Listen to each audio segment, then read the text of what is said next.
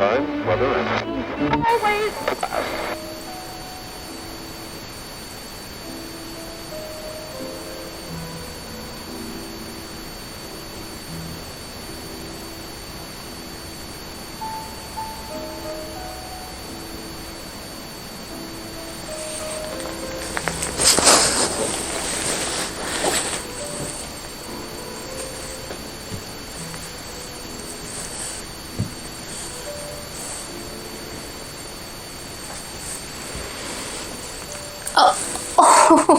Oh, I was just coming to tuck Mother in. Yeah, that's brought her an extra pillow.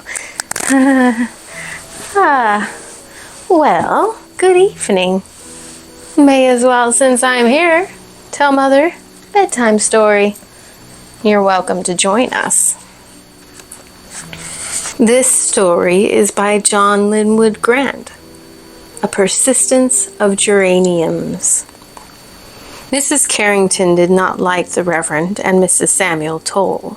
They were young and humorless, more sure of themselves than anyone of that age ought to be. They did good works, it was true, but those works were accomplished with clinical dedication rather than with joyous and welcoming hearts. Their arrival in the village that morning, passing through as they were on the way to York, was as unexpected as it was unwelcome. Reverend Toll and his wife were, however, those most worrying of people, friends of friends. To dislike them openly or to fall short on hospitality was to risk alienating some other person, and to begin a ripple in Mrs. Carrington's social circle which might never end. So she ordered a maid out for additional supplies, poked a somnolent cook into activity, and prepared to make the best of the day. Instead of eating a ham sandwich whilst pruning the roses, she supervised the creation of an impromptu luncheon. The large front parlor was hastily cleared of gardening books, and the guests were ushered in. "You will excuse Great Aunt Agatha." Mrs. Carrington nodded to an armchair in one corner. The figure there, heavily shawled in the old-fashioned style, sat dozing with her head bowed over forgotten knitting. "She pays little attention to the world these days." Of course. The Reverend tipped his hat to the old lady. Receiving no response, he placed it in his hand. "How pleasant that you should be in the neighborhood," said Mrs. Carrington, no stranger to a polite lie. She paused to think of some safe mutual acquaintance to mention. "And have you seen much of the Mrs. Baxter recently?" Mr. Toll dusted off one half of the settee for his wife, a woman who must have observed a solid meal from time to time, but who had never apparently indulged in one.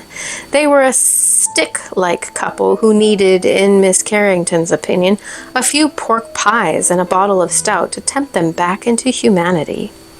"At Sunday service in Punklington," said the Reverend. "They are in fine health." "Yes, fine health," his wife echoed with a prim note in her voice. Mrs. Carrington reflected that Edith and Mary Baxter, being cheerful and talkative, would not fit comfortably into Mrs. Toll's compartmented mind. "The devil laughs with every drunkard," was one of the young woman's sayings, according to Mary Baxter. Mrs. Carrington excused herself for a moment to have the sherry in the open dining room removed from sight. When she returned to the parlor, the two guests were sat there as she had left them, with their eyes fixed on Great Aunt Agatha. The old woman was still asleep. "Does she suffer in herself?" asked Mr. Toll. Unsure if this were a moral or a medical question, Mrs. Carrington shook her head. "No, she's quite comfortable as far as I know." "And does she attend services?" This was his wife, her voice as stiff as her back.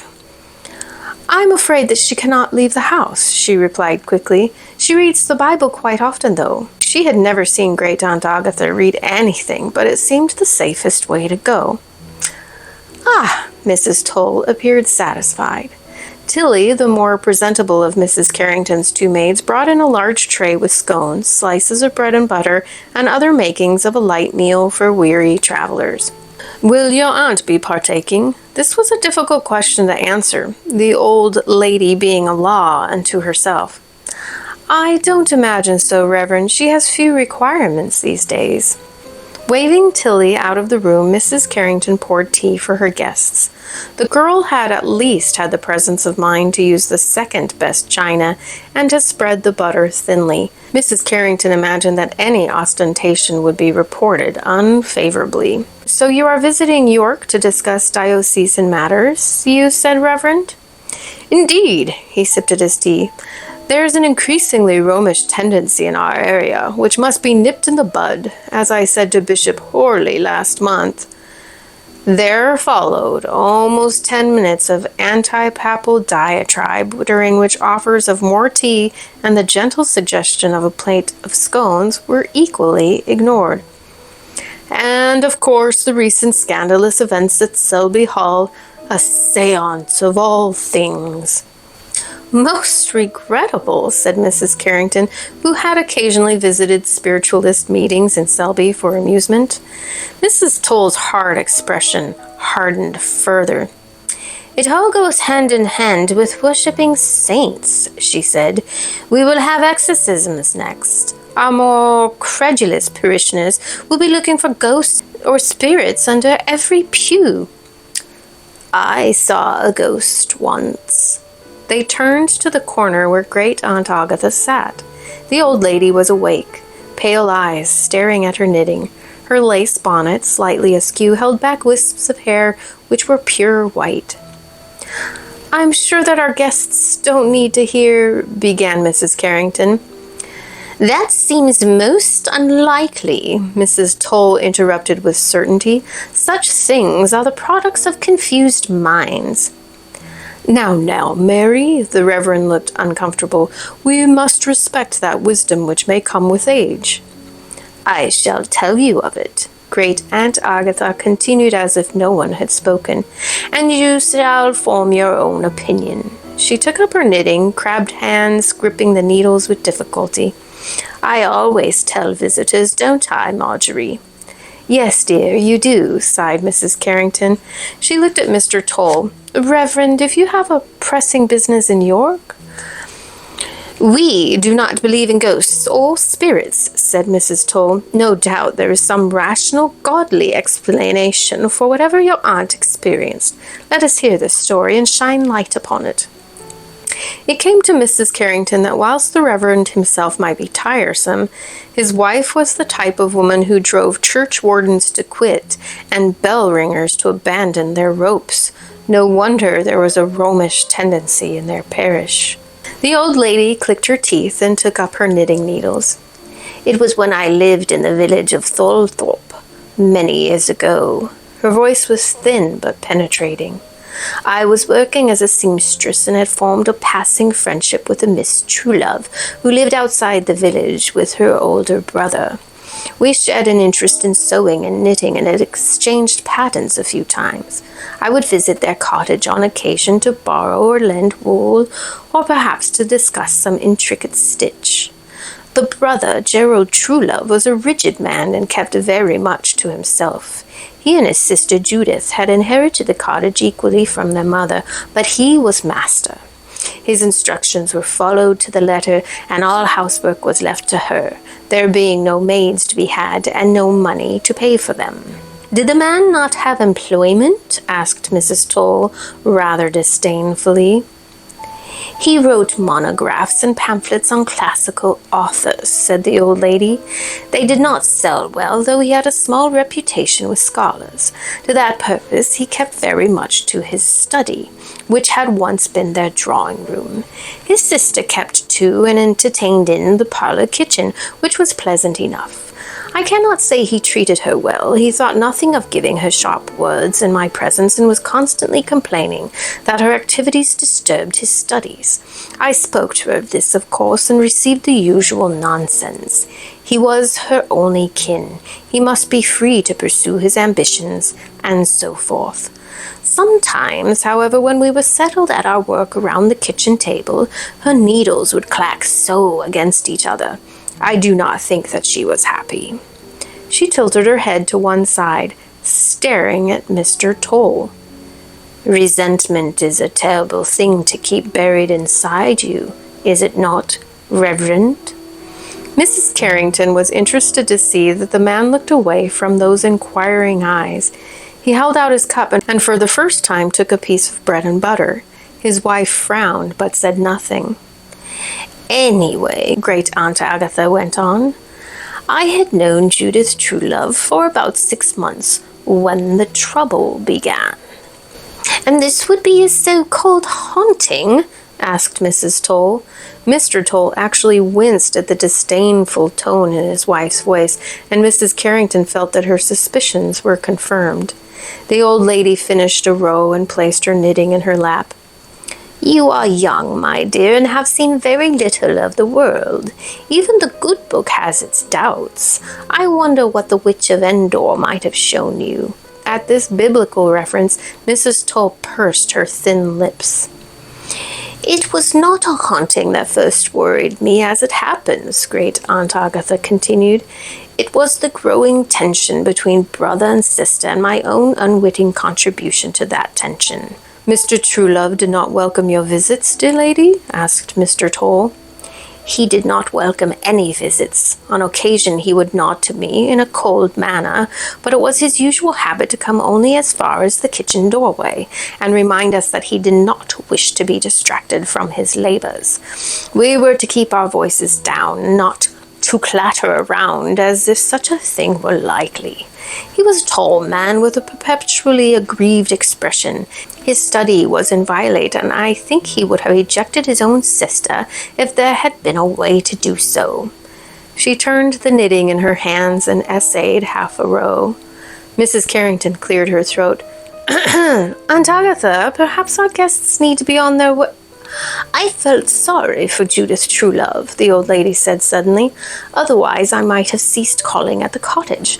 My own home was small and my means modest, but I at least lived without such a tyrant over me. So I went more often, sometimes with a few cakes I had baked, sometimes to sit and knit with her or do a little crochet work. As we worked, we talked, though not of anything of great consequence. More than once I noticed bruises on her wrists or her cheek, but in those days occasional brutality was accepted all too easily. I felt sure that he had caused some of these marks, but there was little I could do. My only attempt to ask him about his sister's health was to be told that it was none of my business." After this, Gerald Truelove grew more unwelcoming than ever until he began to show open hostility. One afternoon, when we had been sewing together, he came out of his study in a mood. I may have been talking at the time, I do not remember, but I know that we both kept our voices low for fear of his poor temper. "I find this constant damnable chatter intolerable," he said from the doorway. He rarely entered the parlor kitchen when I was present. "Do we have to have half the village in our home, Judith? I have said 100 times and more, I do not wish to be disturbed." Judith reddened, and I think she was about to object, but her brother came fully into the kitchen and with a look of contempt took her sewing, an embroidery of geraniums it was, and threw it into the small open fire. Judith began to reach for it, but he lifted his hand as if to strike her. "Mr. Truelove, sir!" I exclaimed. "Surely! My household and my household arrangements are none of your concern, Miss Carrington," he snapped. "You will oblige me by not calling again. Perhaps then we will have peace and my sister will be able to attend to those many mundane duties which you obviously neglect in your own domicile, given the time you spend in mine." Judith was sobbing gently, but there was little I could do. I picked up my sewing bag, tried to smile at her, and left. The Reverend looked uncomfortable, as if struggling for a moral position on the tale so far. "Men of talent can be somewhat mercurial," he managed at last. "The pressure of securing an income through such studies." To his credit, thought Mrs. Carrington, he seemed not unsympathetic to Great Aunt Agatha's side of the case. "He was a brute," said the old lady, stabbing the air with a knitting needle and dropping several stitches in the process. "I could see by then that Alder Cottage, that was its name locally, was more a prison than a home. However, I could hardly defy the man, and so I ceased going to the cottage. It troubled me, though. There was talk in the village and some sympathy for Judith, but no one was willing to say anything directly to Truelove. "A man must be a master in his own household," said Mrs. Toll firmly. Mrs. Carrington had Tilly refresh the teapot, and wondered as she did so who was master in the Tolls' house. Observing the two of them as they listened to Great Aunt Agatha's tale, she was forming a quite different opinion of the couple. If there were a Gerald Truelove here, it was not the Reverend. "There was some consequence to this unfortunate event, I imagine." Mr. Toll seemed almost eager to hear the rest. The old lady smiled for the first time, though it was not a humorous smile. "Indeed there was. It began with the wallpaper."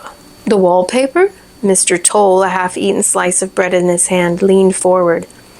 "None of you will remember so far back, so the date does not matter, but we were in the grip of a cold, dry spring that year, and the cottage garden, which my friend Judith attended on her own, was suffering. The old pump was not yielding as well as usual, and rather than spring freshness, the garden had a tired, almost shriveled feel to it." "You were going to mention the wallpaper," Mrs. Carrington reminded her aunt, having heard the story until she had it almost word perfect. "Ah, yes," she began to knit once more. "One morning, about a week after Gerald Truelove's outburst, I received a note by way of the butcher's boy. It was from Judith, explaining that her brother had relented and would no longer object to my visits. I was surprised, but went up to the cottage at once, carrying some unwanted balls of wool. I knew that pennies were scarce at the Trueloves, and thought if I pretended no use for the wool, Judith would be willing to take it." "Most charitable," said Mr. Toll. His wife sniffed, but said nothing. "You can imagine that I was slightly hesitant when I reached the cottage. The front door was open, and I found Judith in the kitchen, but was puzzled at what I saw. She appeared to be watering the wallpaper. She held a small brass can in one hand and was peering at the floral print on the paper. I could see bright droplets trickling down the wall, and there was a puddle at the base of the skirting board. It had been Judith Truelove's fortune, you see, to obtain some discounted rolls of a lovely paper with pale blue geraniums upon it. She adored the flowers. Despite her brother's disapproval, she had papered the parlor kitchen in this manner, making the room quite homely." The old lady patted at her lace bonnet, straightening it. "I wondered if it was my place to speak, but this behavior with the watering can seemed so odd that I could not contain myself. 'Judith, dear, what might you be doing?' I asked. She smiled at me. 'Why, they looked so dry,' she answered, 'and geraniums do suffer if unattended.' I thought of the garden outside, which might have benefited more from such attention, and I'm afraid that I began to laugh." She looked at Mr. Toll again. "Young people often find it difficult to judge when laughter is better than solemnity, and vice versa, you know." A distinct sniff from the Reverend's wife drove Great Aunt Agatha back to the point. My friend looked confused, gazing from the watering can in her hand to the damp wallpaper and back again. At that point, I thought that I heard the study door open and braced myself for words, but they were not to come. Gerald Truelove did appear in the kitchen doorway as so often before, though he seemed thinner and paler than usual. "I did ask not to be disturbed, Judith," he said, but with none of his usual arrogance. "It was my fault, Mr. Truelove," I said quickly, but he didn't seem to notice me. He looked at his sister for a moment and then went back to his study. It was a most peculiar, if welcome, change. I decided to ignore the wallpaper incident. We had a cup of tea and I unwrapped the wool I had brought. The morning went as usual. We tried a little tatting, and I showed her a new pattern I had received from York. We parted on good terms. Each visit to Alder Cottage from then on, however, was marked by some new oddity, and I began to wonder at the price Judith Truelove had paid to achieve an accommodation with her brother. A few days after that, I found her giggling like a schoolgirl at a copy of the York Evening News, where a double murder was reported. 2 young men had been robbed and killed at the races, an affair which afforded no amusement whatsoever. "Quite tragic," I said, and she stopped giggling. "I was thinking of Gerald's work on Xenophon," she said abruptly. I could make no sense of this. "Is your brother well?" I asked, in the hope of drawing her from the topic in the paper. Judith smiled and fingered the yarn I had brought. "Gerald, are you well?" He was there in the hall, watching us. I had not noticed his arrival, and I stood up. "I was inquiring as to your health, Mr. Truelove," I said awkwardly.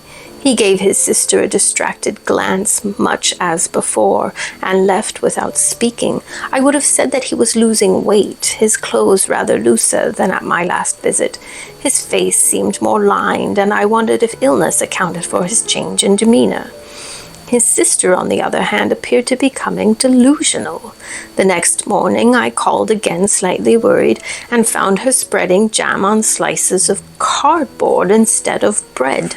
I took the pieces from her and tried to talk to her, but she seemed to see nothing wrong with what she was doing. She was nervous, but in apparent good physical health. There were no fresh bruises evident. I asked her about her brother again, wondering if I dared speak to him, and her laughter was edged with hysteria. "Gerald is quiet, very quiet," she tittered, and would say nothing more.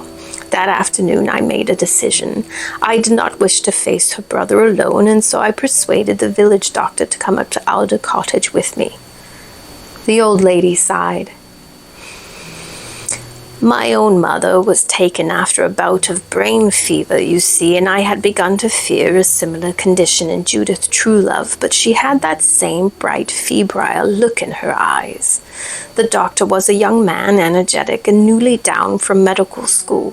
I doubt that he had been in practice more than a year. I said that I would pay his consultation fee and explain the general peculiarities of Judith Truelove's behavior. "And is her brother not concerned?" he asked as we walked up the lane to the cottage. "He may not have even noticed," I replied. "He's an odd man in his own way, most insular. I tried talking to him when I saw him yesterday, but he paid no attention to me." The doctor nodded. "I should probably speak to them both," he said. "Such a pair, somewhat isolated, may fuel each other's eccentricities. It may be no more than that, Miss Carrington." But I knew that it was more. Alder Cottage had a feel about it now, not the repressive weight of Gerald Truelove, but a sensation of something terribly wrong. The old lady nodded to herself. Both Reverend and Mrs. Toll were waiting with obvious interest to hear the conclusion. Even Mrs. Toll had deigned to accept a small unbuttered scone. For a moment, Mrs. Carrington thought that her aunt was about to doze off again, but then the needles clacked and she continued. Inside the cottage, we found Judith at the kitchen table, holding a single knitting needle in her hand and whispering to it. I bent close, but all I could hear were the words, "You are alone now." From the puddles on the floor, she had obviously been watering the wallpaper again. The young doctor sat down next to Judith and tried to ask her a few questions, but she seemed unable to give a rational response. "She is far worse than before, doctor," I said. "You were right to call me out, Miss Carrington," he replied. "I must speak to Mr. Truelove at once." Knowing that Gerald Truelove would be in his study, if in the cottage at all, I showed the doctor down the short hallway, and he rapped on the heavy oak door. When there was no response, he called out loudly, but there was no sound from within. I tried the handle. The door was locked. Going back into the kitchen, I put one hand on Judith's shoulder. She was still whispering to the knitting needle. "Do you have the key to Gerald's room?" I asked, trying not to sound alarmed. "Lost," she said. "Lost and alone." Neither of us could get anything coherent from her. I went outside to look in through the study window. Her brother was there, seated at his desk with his back to the window, but he ignored my tapping on the glass. When repeated attempts by the doctor brought no response from the study, the young man grew flustered and angry. "I shall see to this," he muttered. "Will you stay with Miss Truelove in case she hurts herself?" I had little choice but to agree. She would take no tea, nor would she speak to me, although she glanced at the hallway again and again. In less than 10 minutes, the doctor returned with the landlord of the village inn, a Mr. Sanderson, and another burly fellow who was apparently a drayman for the brewery. "This door must be opened," said the doctor, leading them to the study. "I'll answer for the consequences." Mr. Sanderson, always a phlegmatic man, nodded. "As you say, Dr. Wright. Come on, Alf." Great Aunt Agatha put her knitting down and looked at the Tolls, then at Mrs. Carrington. The long case clock in the corner of the room seemed to match the breathing of the 3 expectant listeners. Even Mrs. Carrington, who had heard the tale many times, felt the creep of disquiet at her neck. "What did he say, this Truelove fellow, when you broke in?" asked the Reverend, unable to hold back. "How could he have ignored his sister's plight? Do not tell me that he claimed his work was too important." "He was seated at his desk, as I mentioned," said the old lady. "I looked over the shoulder of the innkeeper, and the first thing I noticed was the smell. An unpleasant odor like bacon too long in the pantry." She closed her eyes. "The second thing I noticed was the large knitting needle, the twin of the one Judith was holding in the kitchen. It protruded from Mr. Truelove's left eye, and there could be no doubt that more than half of its length was buried in the man's brain. He was dead." "Good God!" exclaimed Mr. Toll. "God may have had some hand in it," said Great Aunt Agatha. "Only you can judge that, Vicar. I do know that when we had recovered from our initial shock, Dr. Wright examined the body. The doctor was a young man, as I said, but from the Edinburgh school. We had no reason to doubt his pronouncement that Gerald Truelove had been dead for at least a week, more likely 2. She looked at the needles in her own hands. "We found the key to the study in Judith's pinafore pocket. Not that we needed it by then. The innkeeper said he would stay with the body. Dead is dead was his view of the matter, and I recalled that Mr. Sanderson had been in the Second Boer War. The drayman, quite shaken by what had occurred, volunteered himself to take news down to the village. He would not stay another moment in that place. It was clear that Judith Truelove had stabbed her brother in the eye and then locked the room. There was an expression of shock on the corpse's face, a drawing back of the features in disbelief. As for the body, it was barely corrupt, though the clothes hung off the somewhat desiccated frame. It had been most cold and dry that month, as I mentioned earlier. Gerald Truelove's hands rested on the surface of his desk, posed, I would say, looking back on that scene. In his dead fingers, I saw a charred piece of embroidery, one blue geranium remaining unburned upon it. Mrs. Toll placed her plate on the tray and frowned. She looked more puzzled than appalled by Great Aunt Agatha's story. "You spoke of a ghost, though." The old lady regarded her. "I did, if you consider my later visits to Alder Cottage." The brother, Mr. Toll's eyes widened. "You had seen him at the kitchen door only the previous day, and yet—" "He had been dead for up to 2 weeks by the doctor's calculations," said the old lady, smiling at the Reverend's grasp of her point. "He must have been killed not long before Judith sent me the note to say that I was welcome at the cottage again. I told you that he was looking thin and drawn." "Impossible!" Mrs. Toll shook her head, disturbing her dark hair. "Now, Mary, Mr. Toll tried to object, but his wife was not to be silenced. "Clearly you see what you expected, Miss Carrington. The idea that a dead man's image, his ghost, if you choose such a superstitious word, might linger. No, I feel that you were disturbed by your friend's state of mind. The doctor might even have been mistaken as to when the man died." The Reverend coughed, and she looked sharply at him. "The memory plays tricks, Samuel. Age is a great deceiver. This old person may have imagined the story for all we know." Both Mrs. Carrington and Mr. Toll winced at the tone in the woman's voice. "Really?" thought Mrs. Carrington. The Reverend's wife was becoming positively rude. Great Aunt Agatha took no offense. She merely placed her knitting in her lap as it had been when the guests had arrived. Judith, true love, spoke little as the doctor prepared a sedative. She did ask if we had found her other knitting needle. So alone, she kept murmuring, but when it came time for us to help her out of the cottage, she became agitated. I cannot leave him, she cried. You will disturb him. His work is so important. The doctor looked to me for support. Gerald will be resting soon, dear, I said, and we led her to the doctor's carriage, which he had ordered driven to Alder Cottage. I never saw her again. I believe she was committed to an asylum later that week, but village gossip is so unreliable. Mrs. Toll again shook her head. Whatever the circumstances, I find no proof of anything preternatural. An overwrought woman, the power of suggestion. She let her sentence trail away, obviously confident that she had a handle on the whole affair. You may be correct, said Great Aunt Agatha. For my part, I tend to give credence to what I saw. What I saw with eyes far younger and sharper than these. She settled back in the armchair. But I can tell, Mrs. Toll, that you are a woman of strong beliefs.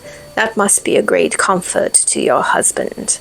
The Reverend's wife was about to offer a retort when she paused, mouth open. Mrs. Carrington glanced at her aunt. There was a certain transparency about the old lady, a thinness to her presence which could be explained neither by lighting nor by logic. The high back of the armchair had an embroidered throw, and now the pattern could be seen, a pattern of faded violet-blue geraniums. The throw was of no great interest. That it was visible through the old lady's dissipating image was clearly having some impact on the ecclesiastical couple. She... Mrs. Toll's face had turned a grayish color. Knitting and needles fell to the seat of the chair with a soft clatter, and Great Aunt Agatha was gone.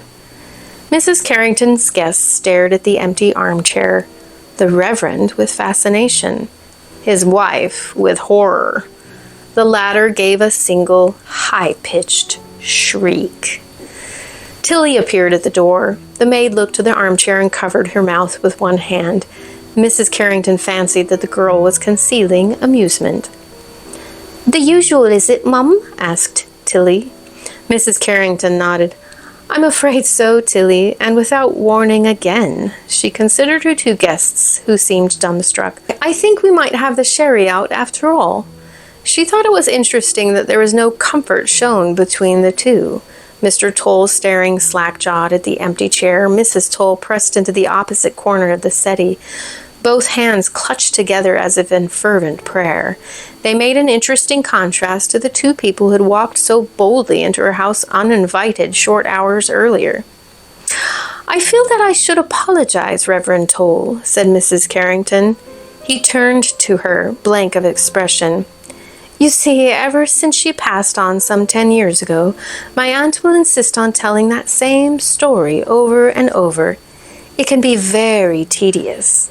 Mrs. Carrington smiled. Sometimes I wonder that we have any visitors at all.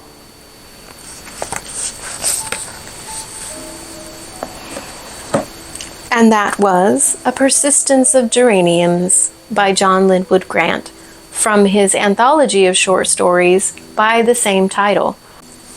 Dreadful dreams.